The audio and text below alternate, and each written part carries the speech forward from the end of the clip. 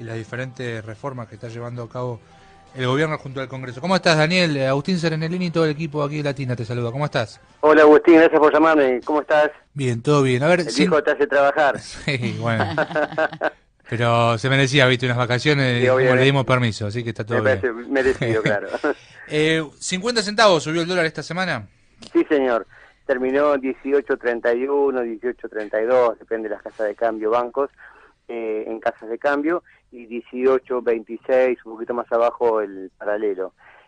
Fue un mes y una semana en el cual quedó demostrado, como muchos economistas venían diciendo, que la flotación cambiaria siempre es para abajo y que para arriba había controles, no lo dejaban Mm, subir por el impacto por la inflación. Bueno, todo eso quedó ya. desmentido o comprobado por la realidad, que no es así, que cuando tiene que subir, sube. Y las razones son tres, básicamente, por la cual pegó este brinco del 4% en el mes el dólar oficial. Es que primero hay una demanda estacional, la gente cobra el aguinaldo Claro. el 18 de diciembre a más tardar, y entonces más platita en los bolsillos, se vienen las vacaciones, mucha gente sigue veraneando fuera del país, y entonces compra dólares. En segundo lugar, lo más importante probablemente en este momento, es que todos los diciembre las empresas arman sus portafolios con mayor proporción de dólares o de bonos dolarizados. ¿Por qué? Porque están exentos del impuesto a los bienes personales. Entonces, Ah, mira. las personas físicas, perdón, cuanto más posición de moneda extranjera tengan en su activo a cierre de diciembre, menos van a pagar en la próxima cálculo de bienes personales. Y el tercer factor, que también es importante, es que hay mucha gente que compra por impulso cuando ve que el dólar sube en los diarios, Claro. en los portales, y dice, está Se subiendo, genera la rueda. compremos. Entonces se genera rueda. Y que es todo lo contrario de lo que hay que hacer. Cuando vemos que el Merval, que el dólar, que el Bitcoin aparece en los diarios porque está subiendo, es para que hay que vender, porque después viene la toma de ganancias, ¿no? Claro. Y ahora, Daniel, entonces, pensando en enero, ¿lo ves más estabilizado? Y entonces, claro, con ese razonamiento, los economistas, los expertos del mercado financiero y cambiario dicen, bueno, a partir del 10, 15 de enero, el dólar debiera empezar a aquietarse, debiera tal vez bajar un poco. Obviamente ya marcó un piso, ya no vuelve Claro. a 17,60, 17,80, lo más probable es que se quede firme en 18,10, 18,20. ¿Por qué? Porque la Argentina tiene inflación, la Argentina está Mm. conviviendo con una tasa de inflación del 23-25%, y en lo que va del año, en un año, el dólar así en casa de cambio, banco subió 14% y el paralelo subió solo 8%. Claro. Eso es lo que los economistas llaman atraso cambiario. Si la inflación es 24 y el dólar sube 14 o 8 en el paralelo, quiere decir que hay un atraso cambiario. Quiere decir entonces que no hay que preocuparse, porque cuando uno mira, levanta un poquito la vista y dice, bueno, a ver, ¿cuándo estaba el dólar cuando asumió este gobierno el 10 de diciembre del 2015?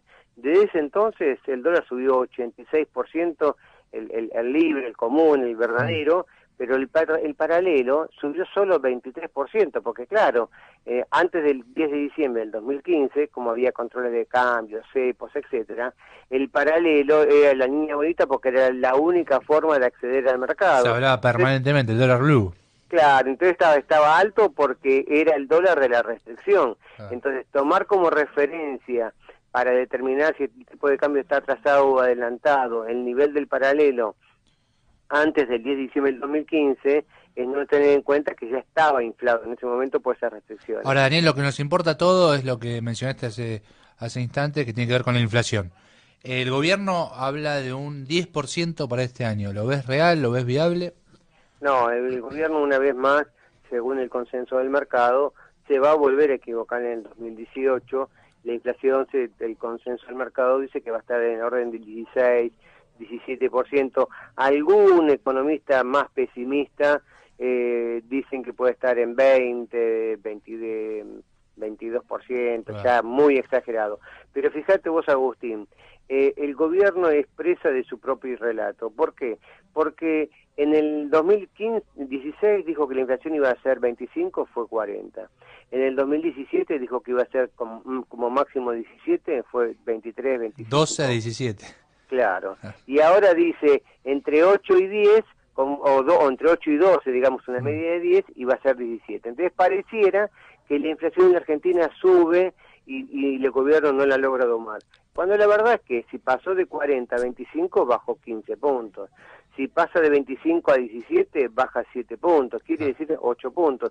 Quiere decir que está bajando a un ritmo del 50%, o sea, está siendo la mitad del año anterior. Entonces, no se puede decir que el gobierno ha fracasado en la política inflacionaria, porque el sendero descendente es indiscutible. Muy claro, Daniel. Muchas gracias por todo y felicitaciones, felicidades en estas fiestas, ¿eh? Para vos, Agustín, y tu familia, y gracias a todo el equipo por siempre ser tan atentos conmigo. Muchas Muy gracias. feliz Navidad. Gracias, muchas gracias. Allí Daniel Estico, especialista en todos los temas que tienen que ver con la economía, y siempre nos acompaña aquí en el Pulso de Radio Latina. Nos conectamos ya directamente con el mundo político. Tenemos en línea a Jorge Imhoff, el director de la consultora iLatina. ¿Cómo te va, Jorge, Agustín y todo el equipo aquí de Latina? Te saludamos. ¿Cómo estás, Agustín? ¿Todo bien? ¿Vos? Muy bien. Ya cerrando el año, ya viendo, esperemos que tranquilice un poco la calle y demás, pero ¿cómo ves el panorama político? ¿Cómo lo ves cerrando al esquema que tiene que ver con, bueno, la imagen del presidente, el gobierno en general, la oposición? Mira, yo creo que la Argentina está en un momento económicamente difícil, Sí. No ahora, sino, digamos, el déficit tan mencionado es muy grande y se arrastra mucho tiempo, y creo que había un consenso en distintos niveles de la sociedad que hacía falta reformas. Después, en lo que no hay consenso, si esas son las reformas que había que hacer, o ese es el modo, o el modo de comunicarlas. En eso hay diferencias. Hay un sector de la sociedad que está de acuerdo con las reformas que se hicieron, hay otros que no. Habrá que esperar y ver si el tiempo le da la razón a uno o a otro. Claro. Dicho esto, que la economía no es mi especialidad, sino la comunicación, yo creo que el gobierno termina el año bien. Las reformas que propuso las sacó adelante, se tendría que dar por satisfecho. Hay un clima social generado, impulsado, fabricado, y con una base probablemente real en algún sector, un clima social delicado. Yo creo que esto se va a superar, y creo que lo más llamativo desde la mirada de la comunicación, de la percepción, es que posterior a las elecciones el gobierno, el oficialismo, tomó el centro de la escena. Hasta ahora, estos 2 años, Cambiemos, o el gobierno, ha funcionado en función o en referencia al kirchnerismo. El kirchnerismo ha tenido un peso simbólico mucho más grande que el concreto, mucho más grande que el que sacó las elecciones. Claro. Todavía ha tenido un protagonismo en la agenda, en los medios, en el boca a boca, en la gente, y Cambiemos ha recuperado el centro de la escena, pasa a ser el protagonista, y incluso pasa a construir su relato. Este clima social que aparentemente pone en riesgo, o se ve algún riesgo en algunas cosas, también hace que determinado sector de la sociedad se ponga una postura de defensa o de fortalecimiento de lo que está en riesgo, ¿no? Y ahora lo que creo que, Jorge, que lo que sucede este año es que políticamente de la oposición no quedó ningún, digamos, contrincante realmente de peso, digamos, pensando ya en 2019. ¿Crees que en 2 años se puede generar una nueva personalidad, un nuevo candidato para enfrentar las presidenciales? Mira, en política es muy difícil predecir a 2 años, ¿no? Es mucho tiempo. 2 años es una eternidad. Yo lo que te diría hoy es que aparentemente, si uno mira para atrás, no para adelante, si uno mira estos últimos 2 años, ninguna de las ofertas que hay en el arco opositor convencen o suman un potencial político alternativo. Y en ese sentido, si las ofertas que están en este momento sobre la mesa, o en conocimiento de la opinión pública, no suman, hay que generar propuestas u ofertas nuevas, y eso en 2 años es muy difícil, construir una oferta, una alternativa con alguien que no parte con una base de conocimiento mínima, con lo cual te diría hoy, de acá a 2 años eso es muy difícil. El panorama sería muy muy favorable para Cambiemos siempre y cuando no se genere alguna situación que salga de control, ¿no? Sin errores propios, digamos.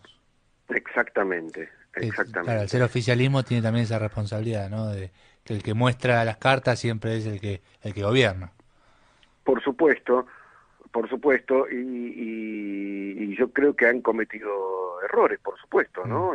Sobre todo errores de comunicación y errores de y algunas decisiones políticas con las que se puede estar de acuerdo o no, pero bueno, habrá que ver el tiempo. Pero te diría, si uno se puede abstraer del clima de estas últimas semanas, yo creo que el oficialismo tiene que hacer un balance de cierre de año positivo, digamos, claro, porque ha sacado todo lo que se propuso sacar adelante. Con una buena elección, con las leyes costaron pero la sacó, claro. El balance positivo. Por supuesto.